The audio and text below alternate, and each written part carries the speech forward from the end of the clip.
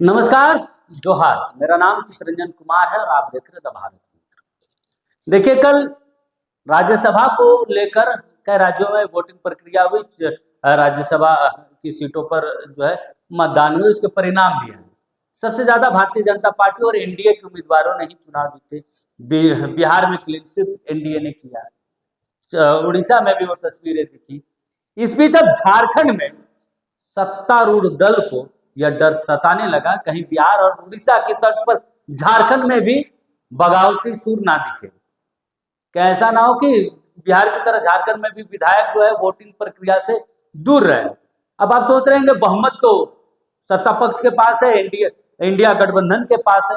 बिल्कुल बहुमत है। बिहार में भी एक सीट को लेकर उनके पास जो है, विपक्ष के पास, इंडिया गठबंधन के पास बहुमत था, लेकिन वो सीट नहीं जीत पाई कल के चुनाव में।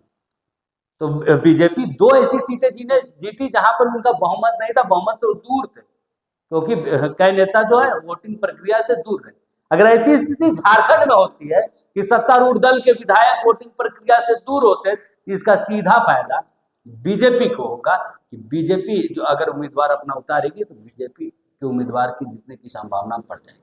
अब जब बिहार और उड़ीसा की जो तस्वीरें दिखी है, जिन राज्यों में अभी राज्यसभा चुनाव हुए हैं, उसके बाद से झारखंड में यह डर, और सबसे ज्यादा डर कांग्रेस को, क्योंकि देखिए दो राज्यसभा सीटों को लेकर यहाँ पर वोटिंग प्रक्रिया होनी है। अभी इसको लेकर तिथि निर्धारित नहीं की गई, लेकिन संभवतः ये कहा जा रहा है कि मई जून में ये जो है राज्यसभा की दो सीटों पर चुनावी प्रक्रिया पूरी की जाएगी। तो ऐसे में कांग्रेस को अभी से ही डर सताने लगा है कि कहीं कांग्रेस के ही विधायक क्रॉस वोटिंग ना कर दे, गलत वोटिंग ना कर दे, जिसका सीधा फायदा बीजेपी को हो जाए अगर बीजेपी अपना उम्मीदवार उतारती है तो। हालांकि बीजेपी जो आंकड़े हैं, जो कैलकुलेशन करता है, उससे वो दूर है। लेकिन जब विधायक गलत वोटिंग कर दे, जब विधायक एब्सेंट हो जाए, तो क्योंकि टोटल नंबर तो विधायक एमएलए अगर घटेंगे तो जो जिस सीटें जीतने के लिए जो आंकड़े चाहिए उसके करीब बीजेपी पहुंच जाएगी। क्योंकि ये झारखंड में कोई पहली बार नहीं होगा अगर ये होती भी है तो, क्योंकि झारखंड में पहले भी हॉर्स ट्रेडिंग के मामले आए हैं कि कैसे राज्यसभा चुनाव में हॉर्स ट्रेडिंग किया जाता है। ये झारखंड इससे अछूता नहीं है। झारखंड इस चीज से अच्छी तरीके से वाकिफ है, झारखंड की राजनीति भी वाकिफ है। इसीलिए यह डर सत्ता पक्ष के नेताओं को यह डर सताने लगा। बहुत जल्द आप देखेंगे कि कांग्रेस के तरफ से विधायकों के एकजुट को लेकर किसी दिल्ली के नेताओं को पूरी जिम्मेवारी सौंपी जाएगी।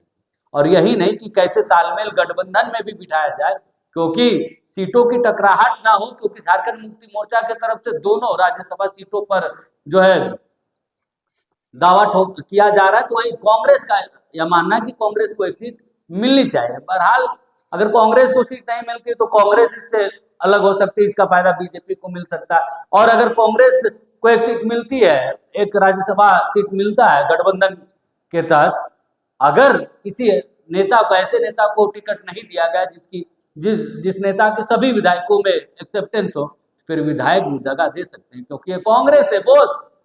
कांग्रेस की विधायक हमेशा, और खासकर कांग्रेस पार्टी को भी डर हमेशा सताया रहता है कि कहीं कांग्रेस को अपने ही विधायक दगा ना दे राज्यसभा, खासकर राज्यसभा चुनाव में, क्योंकि झारखंड में इसे अछूता है। बहरहाल देखना होगा कि राज्यसभा चुनाव को लेकर कांग्रेस कैसे तैयारी करती है। क्या सच में उसको एक सीट मिलने के बाद उसकी क्या तैयारी रहती है, या फिर दोनों सीट अगर झारखंड मुक्ति मोर्चा के पाले में जाता है तो क्या वाकई कांग्रेस के विधायक उस चुनावी प्रक्रिया में अपनी भूमिका निभाएंगे, या फिर चुनावी प्रक्रिया से, वो वोटिंग प्रक्रिया से वो दूर रहेंगे।